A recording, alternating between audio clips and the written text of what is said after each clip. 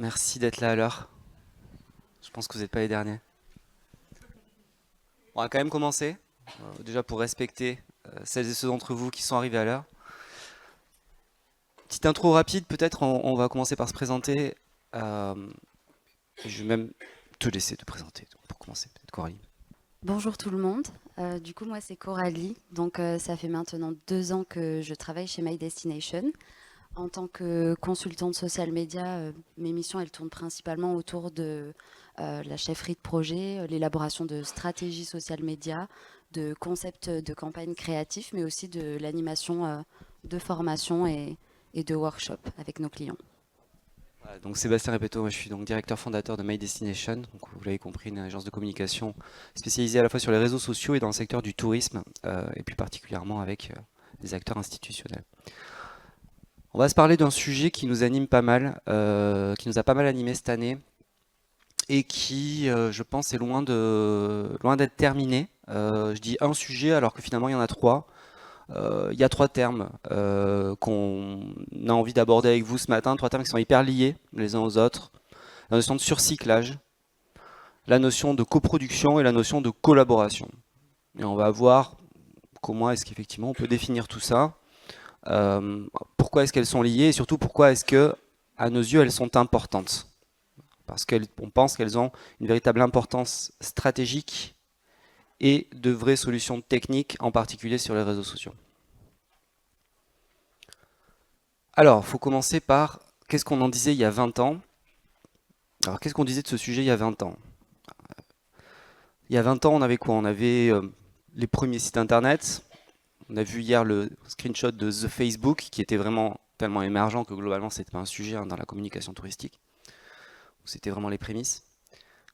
Donc il y a 20 ans, globalement, on produisait du contenu digital plutôt sur son site web. On ne raisonnait pas en écosystème. On n'avait pas cette notion d'écosystème digital qui aujourd'hui est beaucoup plus centrale.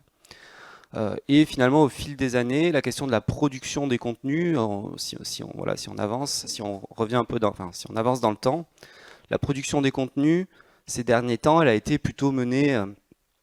Voilà, je vais peut-être être un peu caricatural, mais globalement, j'ai un besoin de campagne, je produis du contenu, je pousse ce contenu en campagne, et puis ensuite ce contenu, je le mets au placard. Et je ne donne pas une deuxième vie à ce contenu-là. Et j'ai pas forcément de transversalité non plus dans mes contenus produits. C'est-à-dire que voilà, ils servent à un instant T pour quelque chose, et j'ai peut-être moins cette transversalité. Alors, c'est caricatural, vous allez me dire oui, il y a les photothèques, etc. C'est vrai. Et on pense qu'aujourd'hui, le contexte faisant aussi, rationalisation budgétaire, le besoin aussi de travailler plus en efficacité, en efficience, ces sujets-là s'imposent. Sujet notamment de surcyclage et de collaboration. Alors, on va commencer par le premier terme, celui du surcyclage, avec une image. Donc oui, le surcyclage, déjà, ce qu'il faut savoir, c'est que c'est une notion qui est dérivée du concept du recyclage. Sauf qu'il ne s'agit pas simplement de réutiliser du contenu tel quel, comme on pourrait le faire dans le cadre du recyclage, mais avec le surcyclage, on lui apporte vraiment une nouvelle valeur ajoutée. Et donc nous, chez My Destination, c'est vrai qu'on aime bien comparer cette notion avec le pain perdu. D'ailleurs, si vous n'avez pas lu l'article de Sébastien sur eTourisme Info à ce sujet, on vous invite à le consulter en complément de cet atelier. Et donc pourquoi le pain perdu? Eh bien parce que comme le pain perdu, cette vieille recette ancestrale de nos grands-mères, on fait du neuf avec du vieux et on donne une seconde vie à notre vieux pain rassis en le transformant en un plat qui dépasse même sa gloire d'origine finalement. Donc vous l'aurez compris, en social media, le surcyclage, c'est vraiment de la réutilisation adaptative qui vise à transformer les formats longs et complexes en formats qui sont plus digestes et partageables sur les réseaux sociaux. Donc c'est vraiment le fait de venir adapter un contenu à différents formats, différents canaux, différentes cibles pour venir maximiser son impact. Et donc l'avantage pour cette personne qui vient créer du contenu et qui intègre le surcyclage dans sa stratégie, c'est de faire plus avec moins. Et ça, on aime bien. et en tirant parti en fait en tirant le maximum de chaque contenu qui est déjà produit pour venir toucher une audience qui soit plus large et plus diversifiée. Et donc pourquoi on devrait tous se mettre au surcyclage? Eh bien, en premier lieu, on peut citer évidemment l'économie de ressources. La planète te dit merci, ton comptable aussi. Parce que forcément, lorsqu'on utilise un contenu qui a déjà été produit, on passe moins de temps, moins de budget, moins d'énergie finalement à la conception d'un nouveau contenu et à le transformer. On peut également citer la durabilité, parce que oui, c'est du numérique responsable. Quand on diminue la production de nouveaux contenus, on diminue aussi l'empreinte carbone du numérique. Peut-être, je me permets juste deux mots de précision là-dessus. Oui. Pourquoi est-ce que pourquoi l'impact carbone du numérique, c'est aussi la production des contenus? Parce que si vous prenez l'impact carbone de votre contenu, c'est aussi le fait de faire déplacer une équipe de production qui va prendre un véhicule, qui va émettre du CO2. C'est toute cette action-là aussi, et c'est finalement là que se concentre le gros de l'impact carbone de votre contenu digital.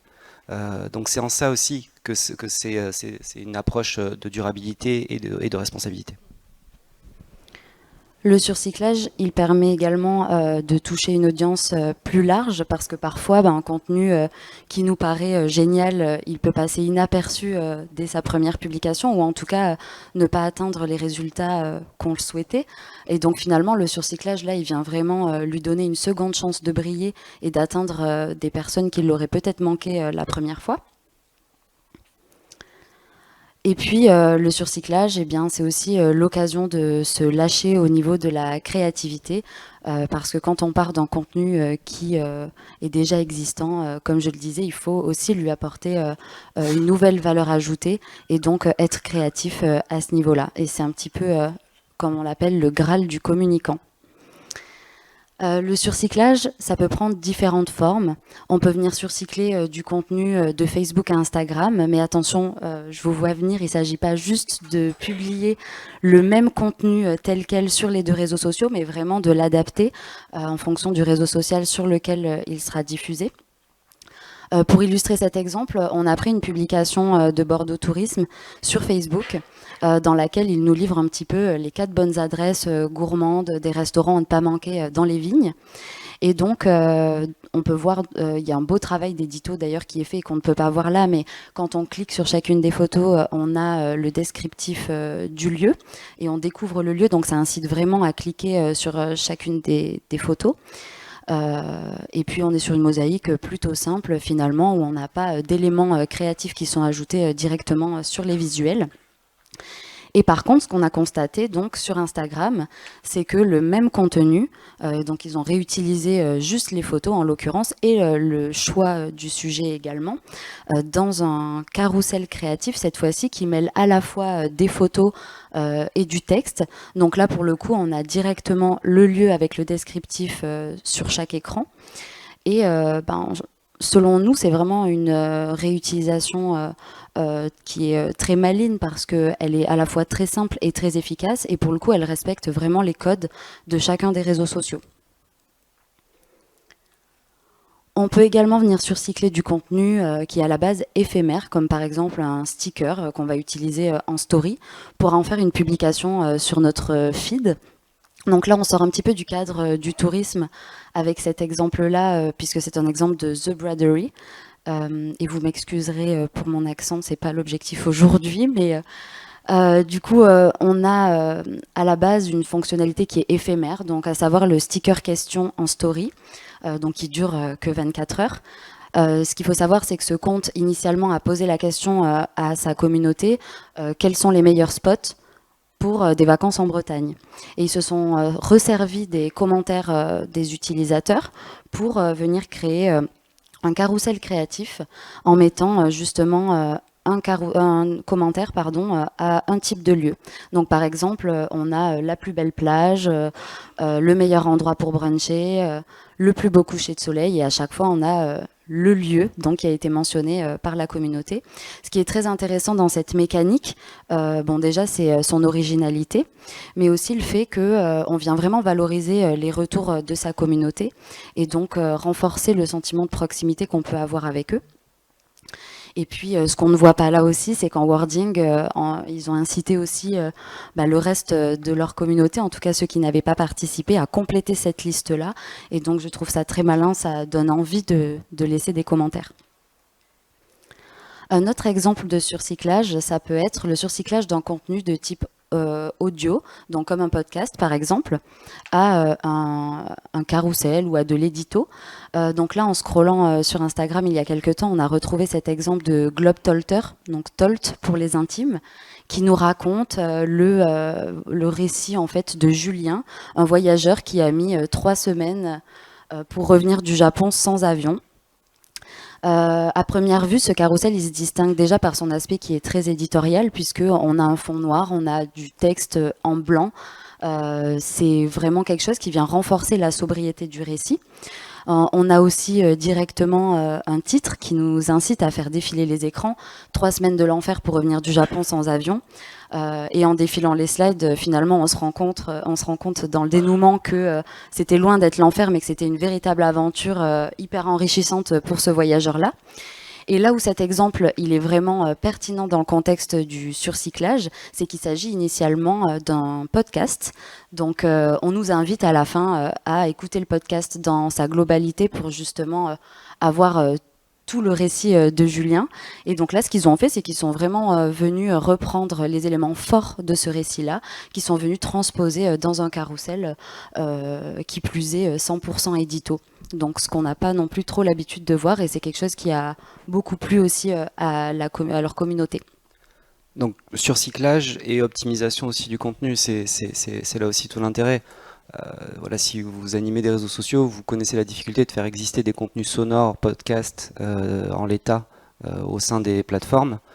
C'est pas des contenus qui sont valorisés par défaut par les algos, alors qu'un carrousel avec notamment un texte suffisamment impactant, c'est typiquement un format qui va avoir une performance organique beaucoup plus forte. Donc effectivement, on a à la fois cette notion de surcyclage de contenu et d'optimisation. Et un autre exemple de surcyclage, ça peut être le fait de venir surcycler un contenu web à un format un peu plus créatif, comme par exemple un carrousel créatif. C'est ce qu'a fait les Montagnes du Jura avec ce carrousel, donc les 48 heures dans la vallée de la Loue. Il s'agit initialement en fait d'une idée de séjour qu'ils ont sur leur site internet. Donc ils ont une landing dédiée. Ils sont venus retransposer donc le séjour en format créatif, en mêlant à la fois un petit peu de créa, des photos. Ce qu'on voit pas aussi, c'est que il y a des vidéos également dans le carrousel. Donc c'est vraiment très créatif. À première vue, on peut avoir une petite idée de ce qu'on peut faire durant ce séjour-là, mais ce qu'on ne voit pas là aussi, c'est qu'il y a eu un wording à côté qui est très détaillé et qui vient bien évidemment compléter ce qu'on peut voir dans le carrousel. Et donc là, c'est une très bonne stratégie pour justement venir maximiser la visibilité d'un contenu web. Et puis c'est quelque chose qui plaît aussi à la communauté visuellement et qui respecte complètement les codes du réseau social. Et enfin, c'est aussi possible de faire du surcyclage lors de la production de contenu, c'est même recommandé. Donc là, c'est dans le cadre d'une opération qu'on avait menée avec Béarn Pyrénées Tourisme. Initialement, on s'est rendu sur le terrain pour produire des reels. Et en fait, on s'est dit qu'on allait produire d'autres types de contenus en imaginant comment ils pourraient être réutilisés sur les réseaux sociaux. Donc on a fait des photos qui ont été réutilisées dans des publications organiques, comme on peut le voir ici dans cette mosaïque Facebook, mais aussi qui ont été utilisées pour des contenus 100% paid, comme un instant expérience. Et c'est justement toute la clé du surcyclage aussi, de penser transversal dès la production de contenu pour s'imaginer comment un contenu peut être réutilisé et adapté sur chaque plateforme. Clairement. Et augmenter donc du coup sa durée de vie. Donc d'un point de vue stratégique, effectivement l'intitulé comme ça, de la prod à ta vidéothèque. Déjà effectivement, quand on envoie une prod, c'est déjà de s'assurer de définir les formats des livrables. Qu'est-ce que j'attends? Donc je fais une commande de prod, en général j'ai un sujet que j'ai identifié. Il faut bien évidemment pas s'en tenir à ben, je veux une vidéo. C'est-à-dire, est-ce que je veux une vidéo en 16/9? Est-ce que je vais l'utiliser en 9/16? Est-ce que je vais l'utiliser en 4/5? Est-ce que j'ai besoin d'avoir le format final? Est-ce que je souhaite aussi récupérer des rushs et s'assurer effectivement de ces formats-là? Est-ce que j'ai besoin aussi d'avoir une presta complémentaire de photos? Par contre, il ne faut pas croire que si vous envoyez un vidéaste, c'est une évidence de faire de la photo en parallèle parce qu'il suffit qu'il utilise le même boîtier. C'est pas si simple que ça. C'est deux approches et deux métiers aussi qui sont différents. Donc c'est pas si évident que ça. En tout cas, voilà, l'anticipation dès la rédaction d'un cahier des charges, hein, ça paraît assez indispensable de définition des formats. Clarification des droits d'utilisation, ça c'est absolument essentiel parce que, ben, encore une fois, parfois on lance une prod, on l'utilise, on est content, on est satisfait. Et nous, on se retrouve dans de nombreux cas, enfin, on a vécu de nombreux cas où on revenait vers nous en disant ok, ben, est-ce qu'on peut réutiliser, récupérer les rushs, etc. Et tout ça, ça doit être clarifié d'entrée de jeu en fait. Ça doit être très clair dès le départ avec la prod. Sachez voilà ce que vous en attendez et, et effectivement ce que vous comptez aussi en faire, parce que c'est pas forcément le même coût d'une prod, et vous le savez probablement, d'une prod qui sera diffusée que en web ou qui sera diffusée au-delà avec une utilisation qui peut être en télé ou que ce soit que en national ou pourquoi pas en international, etc., etc. Donc cette clarification dès le départ, elle fait aussi évoluer énormément la tarification même. La notion de colorimétrie, elle me paraît aussi importante. Alors non pas sur un rendu d'un livrable d'un film où effectivement il peut y avoir un parti pris, voilà, qui peut être défini, qui doit être défini d'entrée de jeu hein, dès le brief, qui peut venir aussi de la part du producteur, du réalisateur. Mais la notion de colorimétrie neutre, notamment en matière de rush, si on doit récupérer les rushs, elle paraît importante. Parce que derrière, si on veut pouvoir, et là c'est vraiment plutôt orienté sur de la vidéo, mais aussi sur de la photo. Si on a un parti pris trop affirmé sur des contenus, c'est ensuite compliqué de les faire exister avec d'autres contenus, d'autres types de contenus qui seront produits à un autre moment par d'autres personnes, avec d'autres types de boîtiers, etc. Donc peut-être d'entrée de jeu, quand on définit les livrables, on identifie aussi qu'on a une attente particulière en matière de livraison de rush avec une colorimétrie qui est plutôt neutre. Et ensuite, le plus compliqué, organiser les fichiers, les trier, les stocker, et surtout sur les vidéos où clairement c'est un enfer pour tout le monde. Et si certains parmi vous ont aujourd'hui une meilleure organisation que des stocks de disques durs dans des placards, allez-y, balancez, balancez vos méthodes. Aujourd'hui c'est autant de la photothèque, il existe voilà, tout un tas de solutions techniques qui permettent d'organiser ça. Autant sur de la vidéo, c'est vraiment super compliqué de venir stocker du rush, de les identifier, de pouvoir derrière revenir dessus et de dire ah ben tiens je vais prendre telle séquence, telle séquence, telle séquence, de par le poids même hein, du format de départ. D'où l'importance de définir un livrable, de se dire ok, ben moi ce que je veux c'est un format complet, j'ai besoin d'un format 30 secondes qui sortira en reel en 4/5e ou en 9/16, et je veux aussi des cuts, enfin des rushs avec des cuts de 10 secondes, et je vais venir les intituler avec ce qui se passe dessus, etc. Je vais venir les taguer. Alors c'est du boulot, hein, c'est beaucoup de boulot. Mais par contre, derrière, c'est ce qui va permettre d'enclencher ce surcyclage. Sans ça, on ne sait pas faire. Sans ça, c'est des journées, des heures perdues à rentrer dans des disques durs, à regarder des rushs pour aller trouver des rushs qui peuvent faire parfois 3 minutes pour aller trouver le moment où on a notre gamin qui fait ce petit sourire, qui est cet instant qu'on veut utiliser. Mais pour l'identifier, c'est un temps considérable. Donc il faut réussir à l'anticiper dès le départ, et ça, c'est pas évident, c'est clairement beaucoup d'organisation. Pardon, je croyais que j'allais terminer. 3 étapes pour se lancer. Déjà, savoir ce qu'on a en stock. Je pense que refaire un tour de tous ces fameux disques durs, effectivement, et peut-être essayer de les classer, de regarder quels sont les sujets qui ont été traités. Est-ce qu'on a des choses qui sont périmées parce que les sujets on ne veut plus les traiter ou parce qu'on n'a plus les droits d'utilisation, etc. Mais repartir effectivement d'un petit constat de OK, qu'est-ce qu'on a en stock, qu'est-ce qu'on sait utiliser. Ça paraît indispensable. Donc allez, hein, l'hiver arrive, j'ai envie de vous dire, c'est peut-être le moment, alors sauf pour ceux qui sont en montagne en station de ski, mais c'est peut-être le moment où effectivement on a peut-être un peu plus de temps pour faire ce genre de bricole.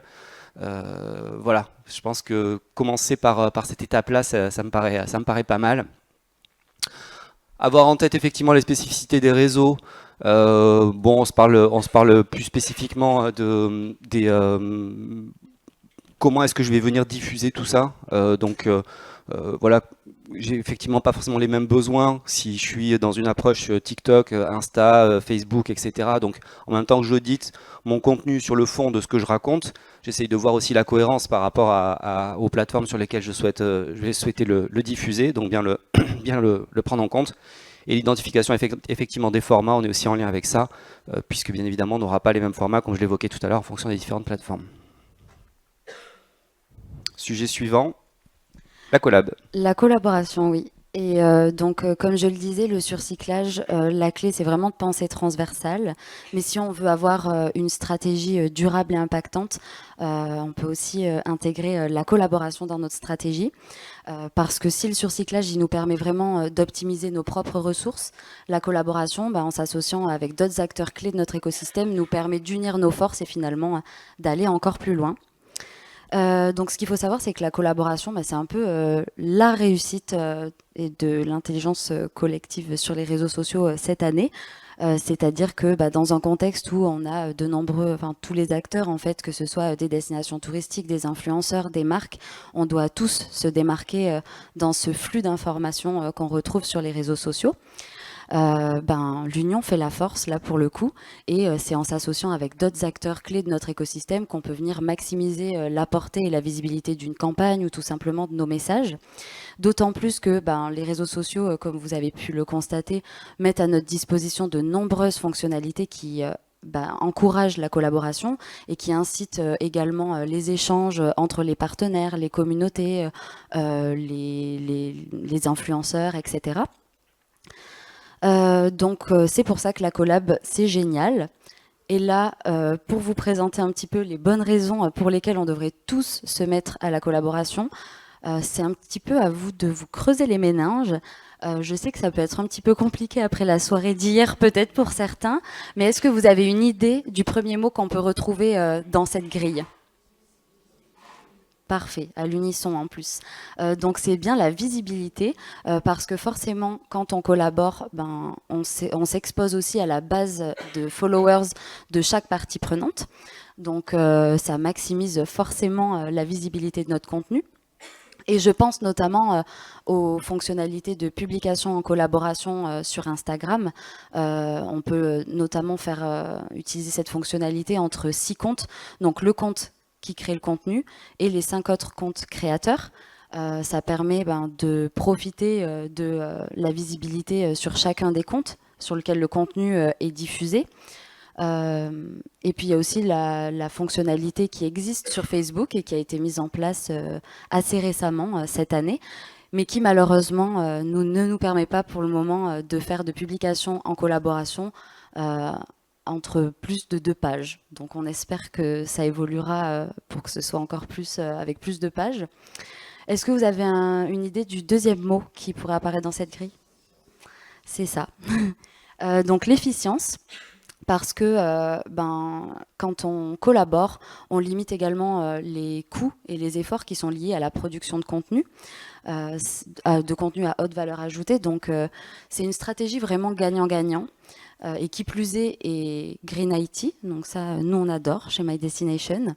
Je pense notamment à la fonctionnalité du cross-postage sur Facebook que vous utilisez peut-être, qui permet de venir publier un contenu vidéo entre plusieurs pages partenaires. Donc là, on vient vraiment uploader le contenu finalement qu'une seule fois, et en plus de ça, on le met à disposition d'autres pages qui, elles, peuvent faire leur propre wording et donc diffuser leur propre message, tout en bénéficiant d'une visibilité et de performance finalement commune. Un troisième mot, facile je pense, authenticité. Donc l'authenticité, parce que quand on collabore et notamment quand on s'associe à des micro-influenceurs spécialisés par exemple, qui connaissent déjà bien leur audience, on va bénéficier aussi de leur capacité à diffuser des messages qui sont crédibles, qui sont directs. Et aujourd'hui les utilisateurs, ils aiment ce contenu authentique, ils sont beaucoup plus réactifs à des contenus qui sont diffusés par des voix qu'ils connaissent, ou en tout cas des personnes en qui ils ont confiance. Je pense notamment à la fonctionnalité des duos sur TikTok. On peut aussi avoir la fonctionnalité, toujours sur TikTok, mais elle existe également sur Instagram, au fait de venir répondre à un commentaire en vidéo et qui nous permet de créer du contenu qui est vraiment très personnel et authentique finalement, puisque il interagit directement avec les retours de notre communauté. Un quatrième mot? Super. Vous êtes à fond. Innovation, eh bien parce que les réseaux sociaux nous mettent à disposition de nombreuses fonctionnalités, comme je le disais, mais qui ne visent pas spécialement à maximiser notre engagement, mais on a aussi des fonctionnalités qui sont là pour stimuler notre créativité. Et c'est le cas, par exemple, des tableaux collaboratifs sur Pinterest, où plusieurs utilisateurs peuvent venir épingler des photos, des vidéos ou des articles sur une même thématique. Et donc là, c'est particulièrement intéressant dans la recherche de contenu visuel, par exemple, ou pour le lancement d'une campagne.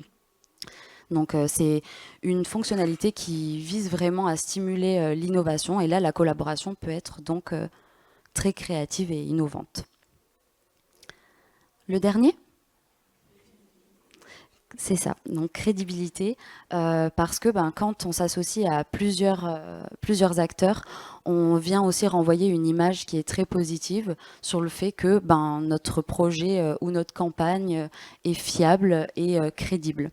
Et donc, par exemple, si on écrit un article collaboratif sur LinkedIn, on a plusieurs experts qui vont prendre la parole sur une thématique qui est commune, mais chacun va vraiment asseoir son expertise et ça donne de la valeur ajoutée à l'article derrière. La collaboration, maintenant en exemple, on peut faire de la collaboration pour promouvoir par exemple une offre touristique. Donc là, dans le contexte où il y a 80% des voyageurs qui viennent en Nouvelle-Aquitaine avec des modes de transport qui sont carbonés, il y a une démarche collective qui est née entre le CRT Nouvelle-Aquitaine, l'ADT 64, les offices de tourisme du Pays Basque et également d'autres partenaires et d'autres acteurs privés, pour un petit peu inverser la tendance. Leur objectif, c'était de proposer des alternatives moins émettrices de CO2 pour pouvoir voyager dans la région. Donc c'est aussi de cette idée que sont nés une vingtaine de séjours bas carbone. Et c'est une démarche qui a été collective du début jusqu'à la fin, jusque même sur les réseaux sociaux, où il y a du contenu organique qui a été diffusé, et même des campagnes, et toujours en collaboration forcément. On peut également faire de la collaboration pour se rapprocher de sa communauté, par exemple. Je ne sais pas si vous connaissez les Lausanners, mais c'est le réseau d'ambassadeurs qu'a créé Lausanne Tourisme. Donc pour nous livrer un petit peu tous leurs petits tips pour découvrir le territoire. Donc en passant de la meilleure adresse shopping au meilleur endroit pour bruncher ou au meilleur endroit pour déguster des jus de fruits ou des smoothies, les Lausanners, ils nous embarquent en fait dans du contenu qui est vraiment très immersif sur les réseaux sociaux. Et c'est du contenu qui est à la fois pertinent pour les habitants, mais également pour les futurs voyageurs. Et la collaboration aussi, pour parler d'un sujet bien précis, de la volonté de valoriser nos fromages français. Il y a le média Néo qui s'est associé à un micro-influenceur spécialisé dans le fromage qui s'appelle le Cheese Geek. Et donc, comme je le disais, c'est vrai que s'associer à des influenceurs locaux qui connaissent déjà bien leur communauté, qui ont une certaine proximité avec eux, c'est quelque chose qui a beaucoup gagné en popularité ces derniers temps. Ce sont des profils qui attirent parce que leur communauté a confiance en eux.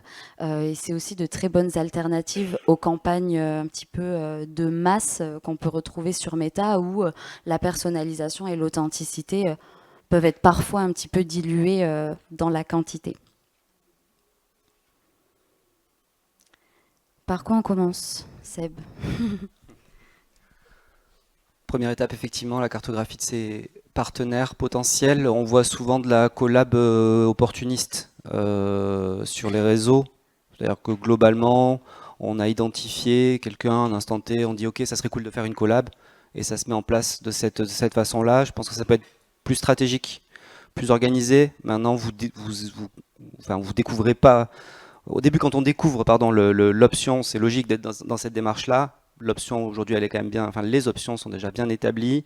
Je pense que là, vous pouvez vraiment, dans vos plans d'action à venir, commencer par là, cartographie des différents partenaires avec qui vous avez la possibilité de mettre en place ce type de publication et d'avoir une véritable planification à venir sur les mois qui viennent. Donc voilà, les partenaires, à vous de décider qui sont vos partenaires. Est-ce que c'est un socio-pro avec qui on fait un jeu concours? Est-ce que c'est en tant qu'office, je fais un poste en partenariat avec mon ADT, ADT, CRT, etc. On pourra s'en parler après. Est-ce que effectivement c'est des partenariats qui se font avec des producteurs de contenus locaux? On va s'en parler après. Voilà, en tout cas, je pense que c'est toujours bien de commencer par se désister pour les avoir en tête. Bah, clairement, l'utilisation des fonctions natives, ça paraît assez évident, hein. Il y a un moment, on a des fonctions qui sont là. Bien les maîtriser, anticiper les choses aussi. Quand on lance un post en collab avec quelqu'un, il faut s'assurer qu'il soit dispo pour valider la collab de son côté. C'est tout bête ce que je vous dis, mais encore pas plus tard qu'hier, je discutais avec quelqu'un effectivement qui me disait bah ouais mais finalement on n'a pas pu le faire parce qu'il n'était pas dispo à ce moment-là, donc on l'a lancé mais ça s'est pas fait comme ça. Donc en fait c'est des choses voilà important à anticiper, bien maîtriser le sujet, ces fameuses fonctionnalités. Et effectivement la collab avec alors voilà, moi j'ai rayé le terme d'influenceur parce que je l'aime pas et que je pense que la notion effectivement de producteur de contenu locaux est bien plus intéressante. Voilà, les influenceurs d'influence que les influençables. Ce qu'on va venir chercher chez ce type de personnes, c'est plutôt leur capacité à produire un contenu effectivement authentique, à savoir effectivement raconter des histoires, être en proximité avec leur communauté. Je pense que c'est plutôt cette vision-là effectivement qu'il faut aller chercher auprès de ces producteurs de contenu. Et donc maintenant qu'on vous a présenté la collaboration, on peut aller encore plus loin en intégrant la coproduction dans sa stratégie. C'est-à-dire que là, on va vraiment inclure des acteurs clés de notre écosystème au moment de la création de contenu. Hop. Merci. Et donc, pourquoi coproduire? Déjà pour tirer parti de l'intelligence collective, parce que forcément, à plusieurs cerveaux, on peut avoir des idées qu'on ne pourrait pas avoir à un seul cerveau, en résumé. Mais c'est vrai qu'on peut enrichir à la fois le contenu final en coproduisant du contenu, mais également stimuler notre créativité finalement. La fidélisation, parce que quand on inclut des acteurs dans ce processus en fait de co-création, on leur donne vraiment un rôle qui est actifs dans notre communication. Ils vont se sentir investis, engagés. Ça vient renforcer un petit peu le sentiment d'appartenance également. Et qui plus est, ça vient créer une sorte de loyauté plus forte, puisqu'ils ont directement contribué à la réussite, ou du moins à la visibilité de notre projet ou de notre campagne. Il y a également le fait de renforcer la cohésion. Puisque forcément quand on inclut des acteurs dans un processus comme ça de co-création, on crée aussi une dynamique qui est collective et qui vient renforcer le réseau et la coopération locale. Et enfin, l'amplification, parce que généralement, quand plusieurs personnes ont coproduit du contenu, ils seront plus à même à pouvoir le partager sur leurs propres réseaux sociaux puisqu'ils ont été investis dès le départ dans le processus de création.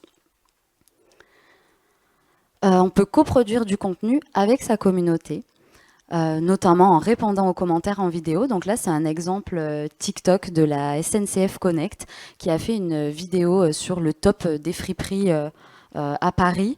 C'est du contenu qui est généralement apprécié puisque c'est directement ce que la communauté souhaite voir ou entendre. Et en plus de ça, ça permet aussi de renforcer le sentiment de proximité qu'on a avec notre communauté. On peut également coproduire du contenu, toujours avec sa communauté. C'est l'exemple de Weekendoo, donc une plateforme qui est spécialisée dans les ateliers d'artisanat. Et donc là, pour le coup, ils sont vraiment venus demander à leur communauté à quelle héroïne leur fait penser leur maman, et pour derrière faire un carrousel comme ça très créatif, où ils sont venus proposer une idée d'atelier par par personnalité ou par personnage. On a Donna Sheridan de Mamma Mia, Elastigirl dans Les Indestructibles, Brie Van de Camp dans Desperate Housewives. Donc c'est vraiment du contenu qui est très personnalisé et que la communauté aime voir. Et puis là, pour le coup, c'était initié dès le départ. Dites-nous à quel personnage nous fait penser votre maman et on vous crée un contenu adapté, quoi. Et en fait, c'est ce qu'on appelle chez My Destination la méthode des 3 C. Donc la créativité, le fait de slasher au niveau de la créativité pour proposer des contenus originaux à notre communauté. La collaboration, collaborer avec notre communauté pour leur produire des contenus qui soient personnalisés et des contenus qu'ils ont envie de voir. Et enfin, la complicité. Derrière, il s'agit d'assurer une modération aux petits oignons pour montrer à notre communauté et à nos abonnés qu'on est attentif et renforcer le lien que l'on peut avoir avec eux. On peut également parler, je vais rester sur cette slide juste pour ce petit aparté sur les UGC, donc les contenus qui sont générés directement par les utilisateurs. C'est quelque chose qui a été longtemps valorisé et qui a été longtemps au cœur de nos stratégies des destinations touristiques. Mais aujourd'hui, c'est quelque chose qu'il faut aussi limiter parce que bien que ça puisse renforcer en fait les contenus qui soient vraiment authentiques puisque produits directement par les voyageurs eux-mêmes, c'est avec l'évolution des algorithmes des contenus qui sont désormais pénalisés sur les réseaux sociaux. Donc l'idée, c'est vraiment d'adopter une approche hybride avec les UGC, c'est-à-dire qu'il ne faut plus s'interdire de les utiliser, mais pour le coup, il faut vraiment les intégrer dans un format qui est beaucoup plus original. Donc par exemple, on peut réutiliser des photos sur lesquelles on a été tagué, par exemple sur Instagram, et les mixer dans un carrousel créatif. Ça permet quand même encore de valoriser les contenus qui sont produits par les utilisateurs sur notre territoire, mais en respectant un petit peu, tout en maximisant l'engagement du contenu qu'on va diffuser. Il y a aussi une fonctionnalité directement qui existe sur Instagram, la fonctionnalité Remix, qui permet de réutiliser des reels, mais en apportant un petit peu notre petite patte à nous, notre petite patte créative. Juste un petit complément, mais c'est ce que tu l'as dit. L'algo Insta aujourd'hui va venir favoriser les contenus originaux. Originaux au sens le premier compte qui va venir diffuser le contenu. Ça veut dire qu'une fois qu'un contenu a été posté par un compte, si vous venez récupérer cette photo pour la reposter sur votre propre compte, l'algo d'Insta reconnaît la photo, sait que vous n'êtes pas à l'origine de cette photo, que vous êtes dans une approche de repost du GC, et là, par défaut, votre publication, elle est pénalisée par l'algorithme. Vous allez avoir une visibilité qui sera réduite. Donc, effectivement, le discours qu'on porte, ça ne veut pas dire qu'il faut s'interdire d'aller identifier ces UGC et de continuer effectivement de travailler dans une approche collaborative avec les producteurs de contenus locaux. Mais par contre, il faut intégrer ça dans une approche plutôt de surcyclage, de réadaptation, comme l'a très bien expliqué Coralie. Et on peut aussi coproduire du contenu avec les habitants. Donc là, pour cet exemple-là, on a décidé de vous parler des blogs-trotteurs d'Occitanie. Donc je ne sais pas si vous en avez entendu parler également. C'est vraiment donc le CRTL d'Occitanie qui a fait appel à des petits influenceurs résidant sur le territoire pour créer du contenu sur les réseaux sociaux. Initialement, dans cette demande, il fallait que les petits influenceurs résident donc en Occitanie et aiment l'Occitanie, qu'ils voyagent à proximité de chez eux, de préférence en train, à pied ou à vélo, et qui partagent leur aventure sur les réseaux sociaux. Donc à la base, c'est un engagement bénévole de ces petits influenceurs-là qui du coup continuent de sillonner finalement le territoire comme ils le faisaient déjà avant et juste donc ils partagent du contenu en particulier sur Instagram et ils viennent taguer le CRTL Occitanie. Et là où c'est vraiment intéressant et où ça rentre dans une stratégie de coproduction, c'est parce que l'équipe social media du CRTL Occitanie organise des échanges assez réguliers et privilégiés avec chacun des influenceurs pour leur donner un petit peu tous les tips et des recommandations sur les endroits qu'il faut voir en Occitanie, mais également sur les types de contenus qu'ils peuvent créer. Et donc c'est là aussi une stratégie vraiment gagnant-gagnant, puisque pour ces petits influenceurs, ça permet de maximiser leur visibilité sur les réseaux sociaux. Et pour le CRTL Occitanie, pour le coup, c'est vraiment l'occasion de diffuser du contenu qui est vu de l'intérieur, comme sous forme de coup de cœur, et qui est très pertinent, puisque créé par des résidents finalement de l'Occitanie eux-mêmes. Mais on peut aussi coproduire du contenu, pas qu'avec les habitants, on peut coproduire du contenu avec d'autres acteurs. Ça peut être avec des partenaires ou des entreprises comme des hôtels, des restaurateurs, etc. Et là, l'idée, c'est que chacun apporte vraiment son expertise et offre un contenu et une expérience 360 degrés aux utilisateurs. On peut aussi coproduire du contenu entre destinations aussi, du contenu interdestination qui peut être imaginé. Par exemple, une région peut coproduire du contenu avec une autre région en créant une sorte d'itinéraire des lieux incontournables à voir sur les deux territoires. Et là, ça vient vraiment renforcer l'offre. Et le rôle dans cette coproduction de chaque destination, c'est vraiment de venir apporter ce qu'elle a à offrir, mais dans un contexte qui est plus global.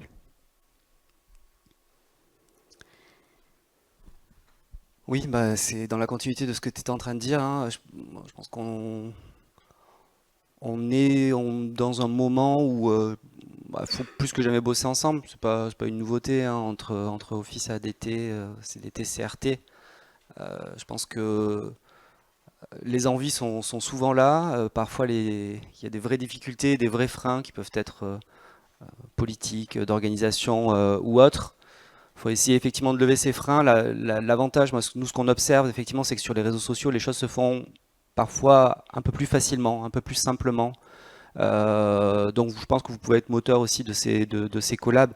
Ben, c'est un peu le sens de l'histoire, hein. Vous avez tous des budgets qui sont en train de se faire éclater, hein, pour dire les choses. Vous n'avez pas a priori des moyens humains qui se renforcent non plus. Donc il y a un moment, je pense que c'est ça aussi l'efficience, c'est réussir à bosser ensemble, à penser ensemble. Alors voilà, je sais pas si c'est une utopie, je sais pas si c'est un vœu pieux, mais en tout cas il y a pas mal de beaux exemples. Et on va d'ailleurs terminer là-dessus et vous laisser la parole de façon à ce que vous puissiez aussi témoigner, parce que je suis sûr que vous avez des choses à nous partager sur ce sujet-là. Mais on a voilà de bel exemple ici en Nouvelle-Aquitaine, avec des choses qui sont déjà entreprises entre CRT, ADT, Office et tout ça, j'ai envie de dire, n'est que le début. Nous, on l'observe aussi beaucoup avec le CRT Bourgogne-Franche-Comté, notamment sur une belle campagne qui se fait à l'automne, qui réunit l'ensemble des acteurs, effectivement, qui à un moment, à un instant T, parlent d'une même voix sur les réseaux sociaux, où chacun va venir, on a une ligne éditoriale commune, mais par contre on a des éléments de langage partagés, Office, ADT, CRT sur 3 mois globalement, répartition des prises de parole, une ligne édito commune, des contenus aussi co-brandés, coproduits, qui sont mis à dispo de tout le monde, une boîte à outils. Et là, on imagine la force de frappe, c'est-à-dire qu'il y a un moment, si on s'aligne tous d'un point de vue stratégique, et on met tous nos moyens au service effectivement de cette campagne, la force de frappe elle est considérable. Et si on fait ça, on a moins besoin des leviers publicitaires. On les utilise bien sûr, mais on sait aussi optimiser de l'organique avec cette approche-là. Donc on sait aussi utiliser votre savoir-faire, votre intelligence, et on a moins besoin d'aller filer des euros à Meta. Donc, stratégie partagée, indispensable. Être aligné sur les objectifs, ça c'est certain. C'est même un point de départ. Cette fameuse ligne éditoriale commune, alors après il ne s'agit pas de considérer effectivement que typiquement la campagne que je vous évoquais sur 3 mois, c'est pas pendant 3 mois, tout le monde se consacre qu'à publier autour de cette thématique-là. C'est-à-dire ça vient s'intégrer effectivement dans un planning édito et chacun doit trouver la place qui lui paraît la plus appropriée. Mais effectivement, il y a une mise à disposition de contenu qui sont brandés et qui sont effectivement réadaptés par rapport aux spécificités de chacun. Cette notion effectivement d'une distribution qui sera multiplateforme, bon, ça je pense qu'on l'a pas mal évoqué. Et après, ce suivi de performance partagée, je pense qu'aussi il est essentiel. S'assurer dès le départ, réfléchir à une campagne ensemble, souvent c'est pas le plus compliqué. Réussir à s'entendre sur un sujet, ça peut être compliqué, mais globalement le terrain d'entente il se fait assez facilement. Mais par contre, c'est pas parce qu'on est tombé d'accord sur ce qu'on veut dire qu'on est tombé d'accord sur ce qu'on en attend, ce qu'on attend de la campagne. La question des indicateurs, il faut qu'elle soit claire dès le départ. Il faut qu'elle soit, et ces indicateurs-là, il faut qu'ils soient partagés. Parce que sinon, quand on arrive à la conclusion, à résultat égal, certains vont considérer que c'est un échec, alors que d'autres vont considérer que c'est une réussite, tout simplement parce que l'indicateur regardé ne sera pas le même. Donc effectivement, c'est un point de départ assez indispensable de cette notion de stratégie partagée. Voilà ce qu'on voulait vous raconter déjà, et puis maintenant, on vous écoute. Si vous avez des choses à nous partager, des exemples de ce type, ou si vous avez des questions, c'est à vous. Alors comme d'habitude, le plus compliqué, c'est la première question, mais après vous allez voir, ça va se lancer. Qui veut y aller? C'est vrai, même pas une question? Allez. Alors moi, j'avais juste une question sur on parlait de surcyclage sur les réseaux sociaux. Donc de pouvoir réutiliser par exemple des photos et de les adapter pour les reposter. Euh, Au niveau de la question des droits, comment ça se passe? Les droits sur la photo, il faut avoir les droits normalement sur la photo pour pouvoir les adapter.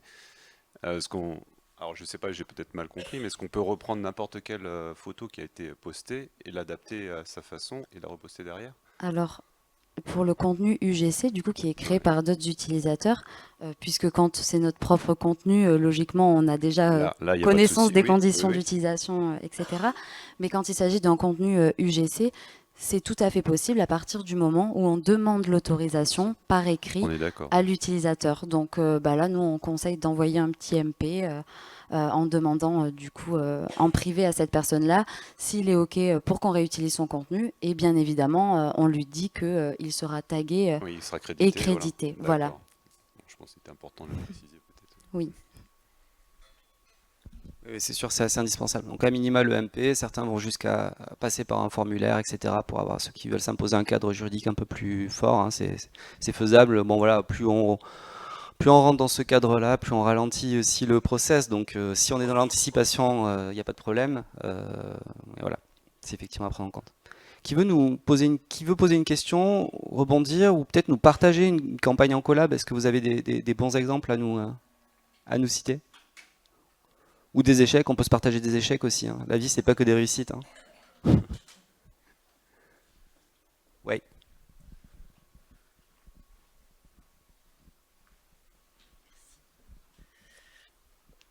Bon bah écoutez, nous finalement on se rend compte avec les différents ateliers qu'on a suivis qu'on est vraiment à côté de la plaque pour l'instant.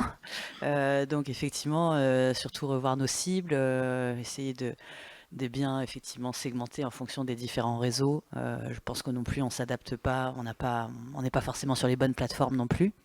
Et c'est vrai que toute cette idée de collaboration qui est un peu déjà compliquée pour d'autres sujets que les réseaux sociaux.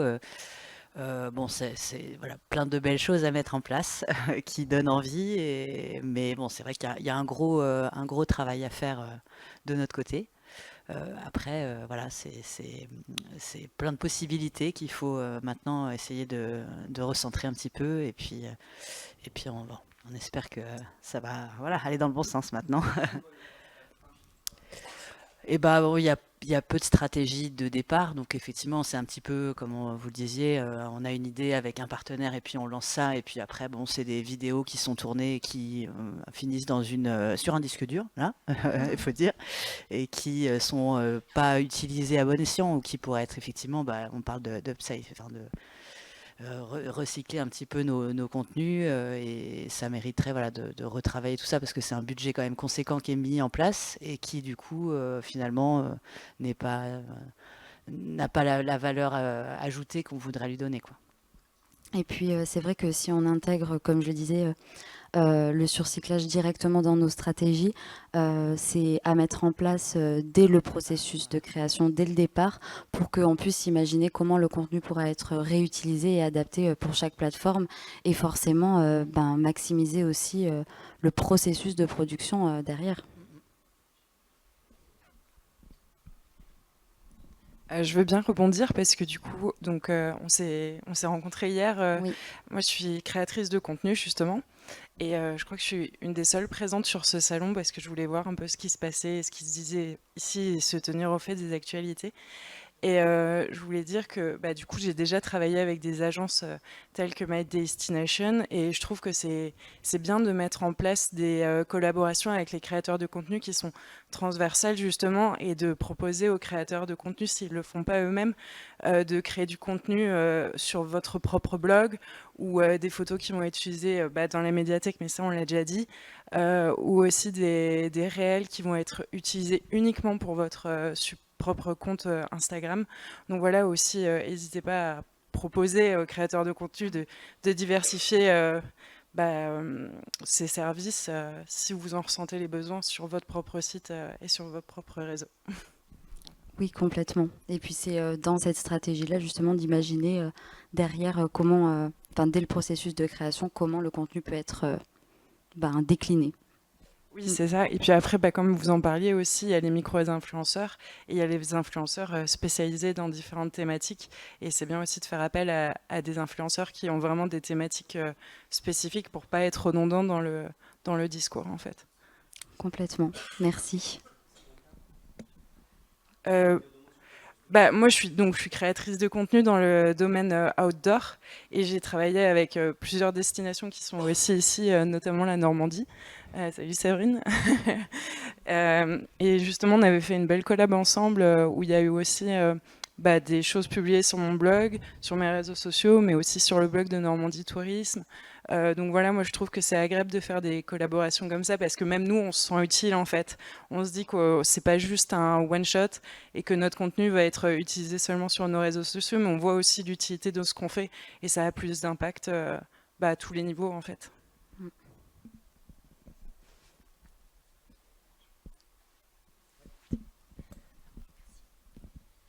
Bonjour, moi j'avais une question par rapport au fait que vous n'avez pas abordé la collaboration sous forme de jeu concours.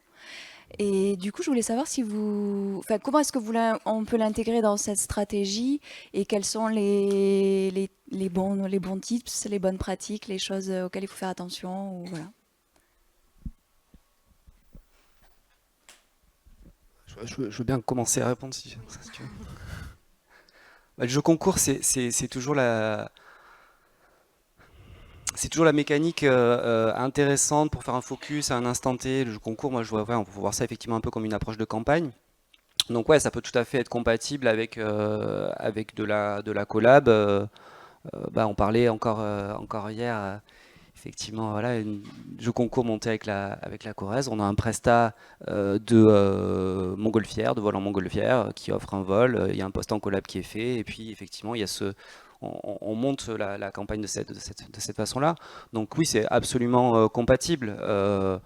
Reste à être aligné sur les indicateurs, sur ce qu'on en attend, c'est toujours pareil.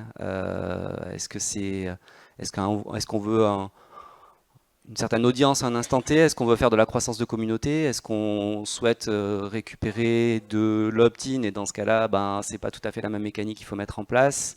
Voilà, mais oui, après, sur papier, il n'y a pas d'incompatibilité, même au contraire, avec cette approche-là. Je sais pas si tu voulais rajouter quelque chose. Puis après, en termes de côté un peu plus technique, là, ça nécessite de faire des publications derrière qui soient en collaboration avec d'autres acteurs clés. Mais je pense que tu as tout dit, Seb, côté stratégie. Oui.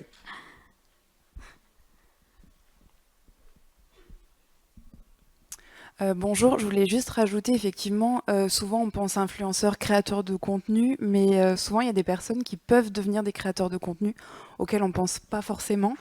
En Gironde, nous, on aime bien aller voir les chefs dans leur cuisine, aller leur poser des questions, parce qu'ils ont cet amour du terroir, ils ont cet amour des produits de la Gironde, ils aiment bien en parler. Pensez aussi à vos sportifs. Nous, on a nos rugbyman qu'on adore. On en est un peu fiers en plus en ce moment. Mais c'est l'idée de les faire parler aussi parce qu'ils peuvent être porteurs d'une belle image et d'une belle façon de voir le territoire. Donc pensez à vos sportifs, à vos acteurs, à vos personnes qui travaillent aussi dans d'autres milieux, de la culture, du sport, de la gastronomie, parce qu'ils peuvent aussi apporter un autre regard. Et pour le coup, ils sont aussi partants, souvent pour faire des collaborations, parce qu'ils ont aussi une audience qui est complètement différente de la nôtre, qui n'est pas forcément axée sur le tourisme, mais plus sur des bons vivants ou des personnes qui aiment le sport. Donc vous pouvez aussi toucher une autre cible avec des influenceurs qui n'en sont pas. Alors au début, c'est pas forcément facile, ils n'ont pas forcément toujours cette approche des réseaux sociaux, de parler face à la caméra, etc. Mais quand on arrive à les mettre à l'aise, ça donne des choses plutôt intéressantes. Merci Barbara. Et j'ajouterais que ce sont généralement des acteurs aussi qui n'ont pas trop les codes des réseaux sociaux, donc il ne faut pas hésiter à les accompagner un petit peu sur ça. Quand on doit faire une publication en collaboration avec eux, ça peut prendre beaucoup de temps parfois, mais derrière, ça peut être l'occasion de faire comme une sorte de fiche tuto qu'on peut mettre en place avec eux, où on vient finalement détailler étape par étape comment on peut faire cette collaboration-là, pour faciliter en tout cas derrière la publication. Il nous reste encore un tout petit peu de temps. Vas-y. Je peux donner un exemple en fait de surcyclage, un mot que je viens d'apprendre et que je vais peut-être réutiliser s'il n'y a pas un copyright dessus. Parce que moi j'ai réalisé de nombreuses vidéos pour l'Office du tourisme de Pau il y a quelques années, donc 18 vidéos en 4 mois. Et en fait ça m'a permis d'accumuler énormément de rushs sur la région et j'ai pu ensuite capitaliser en fait ces rushs pour d'autres projets. Et tu parlais donc de la collaboration entre les ADT et les CRT. Donc l'ADT Béarn voulait faire un spot de 30 secondes mais assez premium pour les cinémas par exemple. Donc moi ce que j'ai fait, c'est que j'ai récupéré mes rushs, je les garde toujours, alors comme tu disais, dans un format un peu neutre. C'est le cas parce que je sais pas si tu connais le format log, voilà, il y a toujours une phase d'étalonnage pour la suite qui permet de donner l'esthétique à l'image. Et donc j'ai réutilisé ces rushs, je parlais hier aussi du format 2.35, donc du format un peu cinéma, voilà, qui donne tout de suite une impression un peu plus premium à l'image. Donc j'ai récupéré mes rushs, j'ai fait un nouveau montage avec une nouvelle musique sur 30 secondes, avec un nouvel étalonnage beaucoup plus poussé, avec une esthétique un peu plus poussée également. Et donc en rajoutant juste des bandes noires en haut et en bas, voilà, on a presque un film qui peut passer au cinéma, avec des rushs qui ont été tournés il y a 4 ans. Et pareil avec l'Office du tourisme voulait refaire un spot aussi d'une minute 30. Voilà, j'ai récupéré les rushs qui avaient été tournés à ce moment-là, et un nouvel étalonnage, nouvelle musique, nouveau montage, nouvelle ambiance, et pour un autre objectif, en gardant toujours les mêmes rushs et avec des coûts vraiment pour eux moindres, puisque en fait la partie tournage elle n'a pas été facturée puisqu'on avait déjà tous les rushs à disposition. Donc voilà un exemple de coopération en fait ça peut être pareil pour la région. La région on peut mutualiser entre la région, l'ADT et les offices du tourisme. On peut mutualiser les tournages qui est le plus consommateur au niveau du bilan carbone qui est le plus énergivore et réduire les coûts aussi à ce niveau-là. Donc voilà, juste un exemple qui avait fonctionné et qui fonctionne toujours.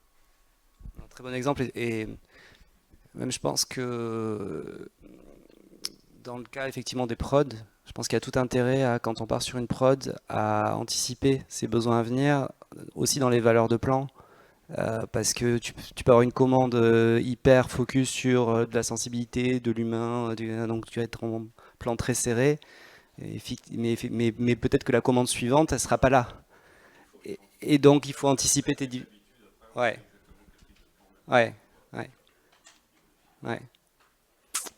Cool. Allez, on a le temps pour un dernier témoignage, une dernière question. Ouais. Alors déjà, merci pour la présentation. Moi, je voudrais rajouter que pour les Landes, on travaille depuis 2 ans sur un format qui s'appelle les vidéos 24 heures A. Donc je ne sais pas si vous avez vu passer. Donc on est sur un peu une double logique. La première, donc, ça va être d'avoir un format en collaboration avec des restaurateurs, des hébergeurs, des artisans, producteurs, où en fait on va aller chez eux, on va capter le contenu et on va le monter sur un format vidéo de 1 minute 30, 1 minute 50. Et l'idée c'est de le poster donc en format réel sur Instagram ou du coup vidéo. Ça, c'est la première du coup logique, donc d'avoir cette collaboration-là. La deuxième logique, c'est aussi de faire du surcyclage. Donc on pratique beaucoup parce qu'en fait, sur ces journées-là, on va faire le tour de 4-5 lieux. Donc on va prendre le contenu et parfois en fait on est un peu frustré de ne pas pouvoir en dire plus. Donc moi ce que je fais, c'est que souvent je l'intègre directement en fait dans le calendrier éditorial. Je mets de reparler de tel lieu, de l'exploiter de telle façon, en fait plus tard. Voilà. Donc on est vraiment sur cette double logique et c'est gagnant-gagnant pour tout le monde parce qu'en fait on fait profiter des rushs et des photos aux prestataires. Donc nous ça nous permet d'engendrer du contenu photo et vidéo. Donc il faut bien réfléchir à tout ça avant d'aller sur le terrain bien évidemment. Mais voilà, on a vraiment cette double entrée où on va faire de la collaboration et du surcyclage. Et voilà, ça permet en fait à tout le monde de s'y retrouver. Et on a même une volonté en fait de la part des prestataires de continuer dans ce type de format parce qu'en fait on est sollicité. Donc c'est-à-dire que si on a fait une saison 2 cette année, c'est qu'on a eu des demandes du coup de la part de prestataires du territoire qui souhaitaient voilà, nous voir passer, nous offrir un petit repas. Donc en général on mange bien, c'est des vidéos on mange bien, mais aussi on découvre de très belles choses. Et c'est sûr qu'on a la frustration de ne pas pouvoir tout dire sur une vidéo, mais l'importance de surcycler et de le prévoir dans le calendrier édito, c'est la force après derrière des contenus. Voilà. Mais c'est vraiment en effet une stratégie qui est gagnant-gagnant et qui plus est, tu me diras si je me trompe, mais c'est sur ces vidéos-là aussi où tu te filmes avec peut-être d'autres collègues face cam. C'est ça, ouais. Et donc le contenu est hyper humanisé et incarné en fait. Ouais. Votre destination, elle est vraiment incarnée et c'est quelque chose qui est très intéressant et apprécié sur les réseaux sociaux. Ouais, alors pour la petite histoire, je me suis retrouvé au fait de la Madeleine cette année.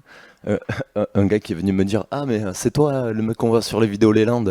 Donc voilà, je suis un peu reconnu, c'est drôle. Mais ouais, effectivement, c'est sûr que du coup ça humanise un peu le contenu. Et, complètement. Voilà, ça permet aussi d'apporter un visage à la communauté. Merci pour ton témoignage. Bah voilà, je pense qu'on est arrivé au bout de la séquence. Merci de vous être levé ce matin pour venir nous voir. Un dernier petit truc, on a des petites gazettes à votre dispo ici où on parle de tous ces sujets. Vous pouvez venir les récupérer et on vous souhaite une bonne journée. Merci. Merci beaucoup.